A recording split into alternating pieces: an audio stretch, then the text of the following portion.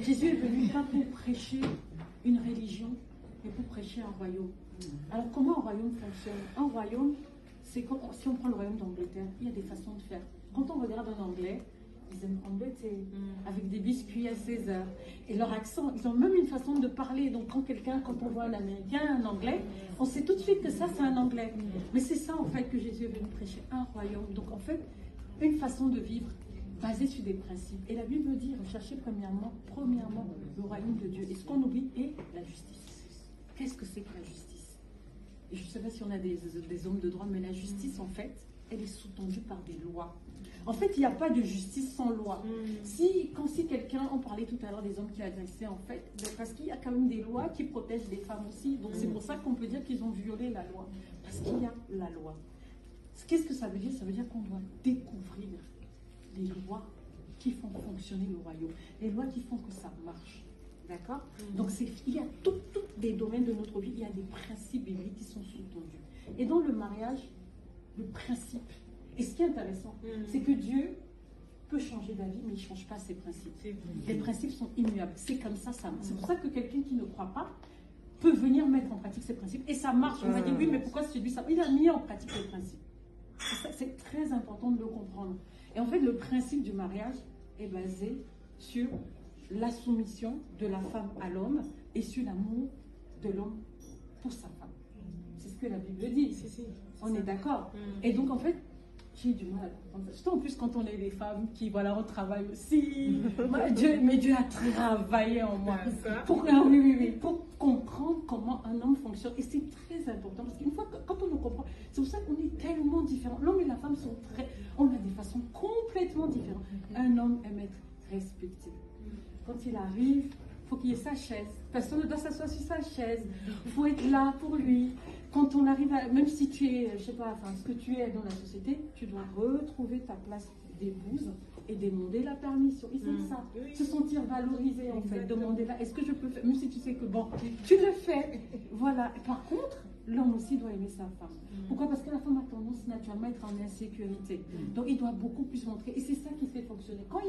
Quand c'est pas respecté, ça... Et vous allez voir que quand une femme se sent aimée, quand l'homme valorise sa femme devant les gens, tout de suite, la soumission, elle le fait naturellement. Il y a même pas, c'est même pas, je veux dire, c'est pas une histoire de domination. Parce que moi j'avais un problème avec ce verset en fait. Je disais, mais non, Seigneur, c'est quoi cette histoire? Est-ce qu'on va me dominer?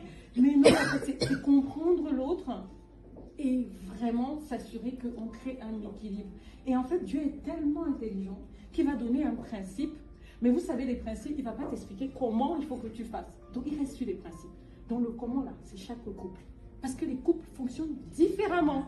Parce qu'un couple, par exemple, de deux personnes qui sont des cadres, ça ne peut pas être le même couple que, je ne sais pas. Enfin, c'est différent. Donc, c'est pour ça que dans la préparation au mariage, il y a des questions.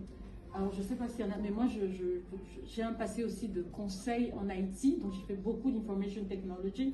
Et on a un truc qu'on appelle IT. Donc, je dis, c'est comme un repository. C'est un... Comment on appelle ça? Un encyclopédie, comme ça, encyclopédie de comment fonctionnent les choses. Par exemple, on va te dire, ok, quand tu as un incident dans le domaine IT, ton ordinateur ne marche pas, voici les étapes. Je suis très process.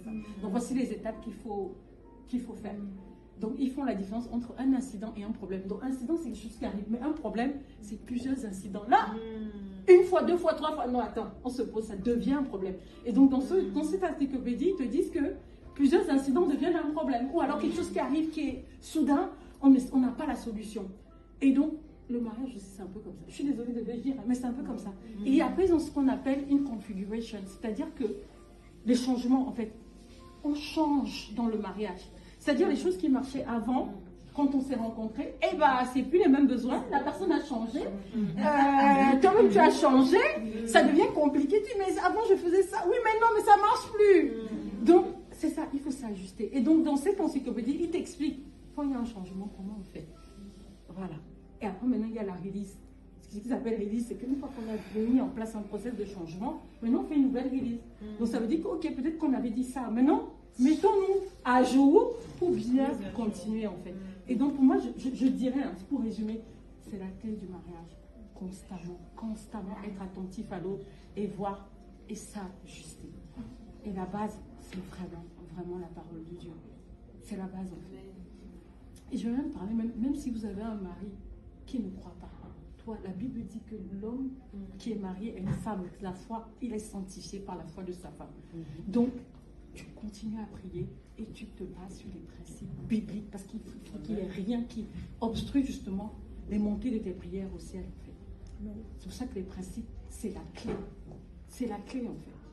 Si on comprenait les principes, on les met en pratique, et là, le succès est garanti. Puisque si ça ne marche pas, tu portes plainte au tribunal de la Cour céleste. Seigneur, j'ai mis ça en pratique, je porte plainte. Pourquoi ça ne marche pas? Et c'est comme ça que tu fais tes prières. En réclamant ce qui t'est dû. Seigneur, ça n'a pas marché. Pourquoi? Je porte plainte. J'ai mis ça en pratique. Maintenant, dis-moi, qu'est-ce qui ne va pas?